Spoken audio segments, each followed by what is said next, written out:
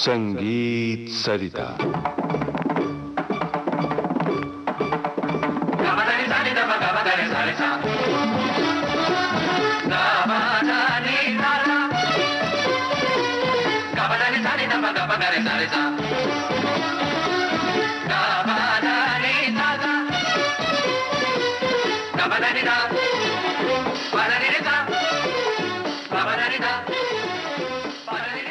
श्रोताओं, संगीत सरिता के अंतर्गत इन दिनों आप सुन रहे हैं श्रृंखला बातें गजलों की। इस श्रृंखला को प्रस्तुत किया है प्रसिद्ध पार्श्व और गजल गायक श्री भूपेंद्र सिंह ने। आपसे बातचीत की है सुपरिचित गीतकार श्री राजेश जौहरी ने। आज सुनिए इस श्रृंखला की तीसरी कड़ी। भूपेंद्र जी, आज का पहला सवाल सवाल भी है और अपने आप में एक जवाब भी है। जैसे मैं संगीत के सुनने वालों की तरफ से या अपनी तरफ से ये जानना चाहूँ कि फिल्मों में जिन संगीतकारों के साथ आपने काम किया है उनमें मदन मोहन जी हैं, खयाम साहब हैं, बर्मन दादा हैं, आर.डी. बर्मन साहब हैं और जयदेव जी हैं। ये सभी म्यूजिक डायरेक्टर्स गजलें भी बहुत खूब बनाते थे, अलावा इसके कि फिल्मों में सिचुएशन के मुताबिक गाने बनाते थे। तो मैं ये जानना चाहता हूँ कि जयदेव जी मेरे ख्याल में संगीत के इतिहास के एक बहुत बड़े संगीतकार रहे हैं। उनके कॉम्पोजिशंस के बारे में आप क्या कहना चाहेंगे? मतलब उनकी बारीकियां, उनका गाना बनाने का हुनर, उनके अल्फाज की समझ, इन सब बताते हुए, ये सब बातों को मद्देनजर रखते हुए हमें उनके बारे में कुछ बताइए, जयदेव जी के बारे में। जयदेव जी संगीत की दुनिया के एक बहुत ही ग्रेट कंपोजर थे। हालांकि उन्होंने कम फिल्मों में म्यूजिक दिया, लेकिन जितना भी दिया वो एक निशान, जिंदा निशान बन के रह गए। उनके बनाए हुए जितने भी गीत और गजल सब आज भी अगर सुने तो फ्रेश लगते हैं और आज भी वो ताज़ा हैं और पॉपुलर हैं। उनको शायरी की बहुत तमीज़ थी। शायरी का उनको इतना नॉलेज था कि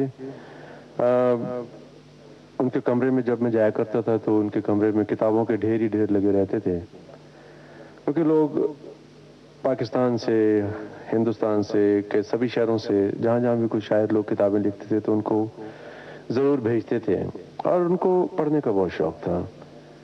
और आप इमेजिन कर सकते हैं कि उनकी दोस्ती साहिर लुधियानवी जैसे शायर, ऐसे लोगों से थी। तो उनका कंपोजिशन का जो स्टाइल था वो फिल्म का जब होता था तो माशाल्लाह ऐसी फिल्म की कंपोजिशन करते थे कि आपको ऐसा लगता था कि जैसे फिल्म जहाँ पे यह वाक़या हो रही है शायद आप वहीं बैठे हुए हैं। जब वो उन्होंने म्यूज़िक दिया मुझे जीने दो, तो हर एक गाना सुन के ऐसा लगता है कि जैसे सुनने वाला वहीं बैठा हुआ है जहाँ के ये गाना चल रहा है, उस सीनरी में बैठा हुआ है। और उनमें गज़ल कंपोज करने की खूबी भी वैसे ही थी जैसे वो फिल्मी गाना बनाते थे। गज़ल के हर लाइन के मतलब को वो समझते थे, हर शेर का मतलब वो बखूबी वो अपने कंपोजिशन में पेश करते थे। भूपेंद्र जी, आपने जयदेव जी के साथ जिंदगी का एक बहुत बड़ा और खूबसूरत वक्त गुजारा है। आपने उनको नज़दीक से देखा है, उनको समझा है, उनकी तर्जों की बारीकियों को जाना है। तो मैं एज ए लिसनर, यानी ये समझिए कि मैं श्रोताओं की ओर से ये सवाल आपसे पूछना चाहता हूँ कि जयदेव जी की बेहतरीन गज़लों में जो उन्होंने फिल्मों में दी है उसमें कोई एक ऐसी गज़ल बताइए जो वाकई गज़ल की ग्रामर के हिसाब से आला दर्जे की गज़ल हो। तो लीजिए, मैं जयदेव जी की पसंद तो थी ही, मैं अपनी पसंद और सब सुनने वालों की पसंद, मुझे उम्मीद है कि सबकी ये पसंद है। साहिर साहब की लिखी हुई ये गज़ल है फिल्म हम दोनों में से, कभी खुद पे कभी हालात पे रोना आया। और ये गज़ल रफ़ी साहब ने गाई है। जी हाँ, आइए सुने। कभी खुद पे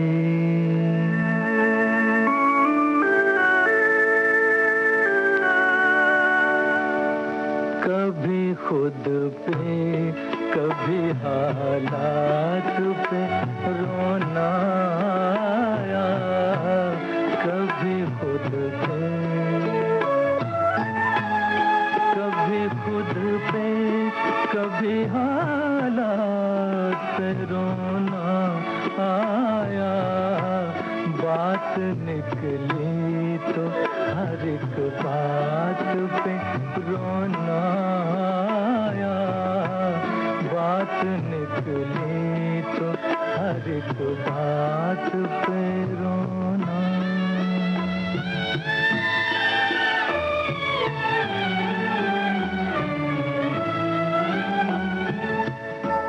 हम तो समझे थे कि हम भूल गए हैं उनको, हम तो समझे थे,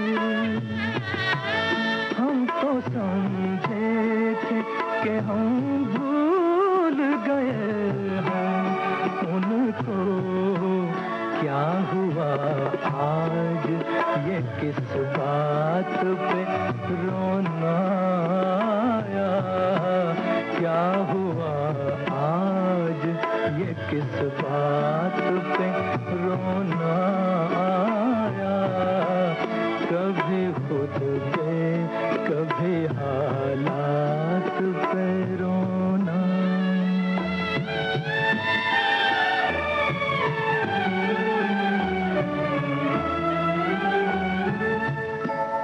किस लिए जीते हैं हम,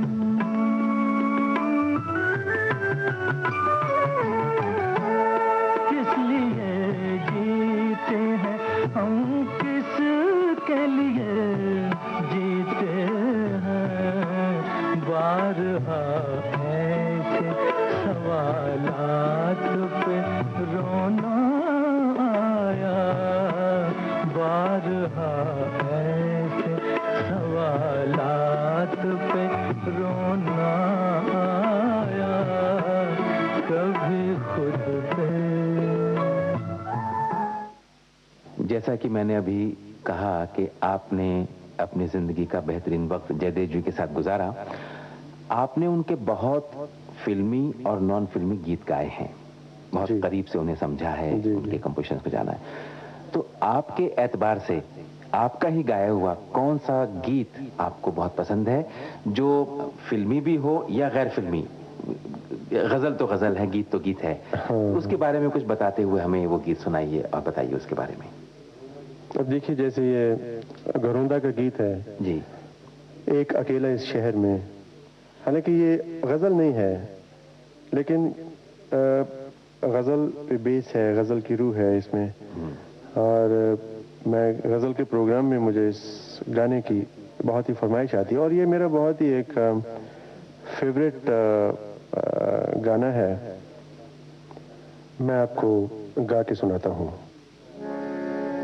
एक अकेला इस शहर में, रात में और दोपहर में,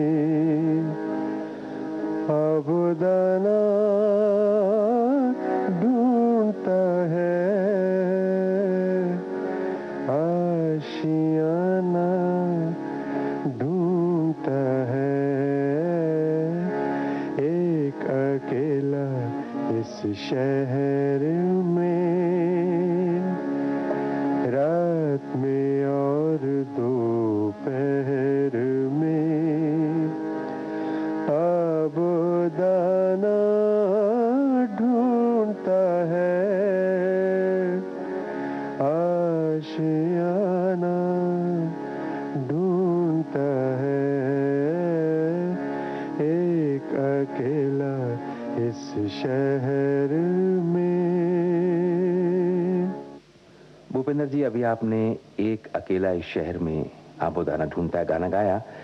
ये गाना शायरी के एतबार से तो गजल नहीं है, लेकिन संगीत के एतबार से जयदेव जी ने इसको गजल का रंग दिया और ये गजल जैसा लगने लगा, इसमें गजल की रूह नजर आने लगी।